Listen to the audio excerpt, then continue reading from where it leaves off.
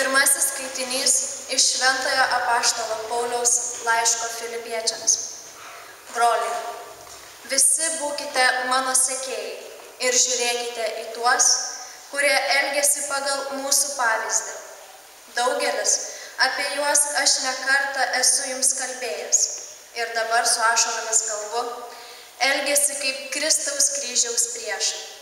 Jų galas – pražūtis, jų dievas – pilvas ir jų garbė – gėda.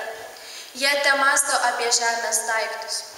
Tuo tarpu mūsų tėvynė danguje ir iš ten mes laukiame išgelbėtojo Viešpaties Jėzaus Kristaus, kuris pakeis mūsų vargingą kūną ir padarys jį panašiu į savo garbingąjį kūną.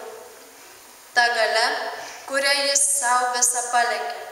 Taigi, mano broliai, mano mylimieji ir išsilktieji, mano džiaugsme ir mano vainikė, tvirtai stovėkite Viešpatyje, mylimieji. Tai Dievo žodis.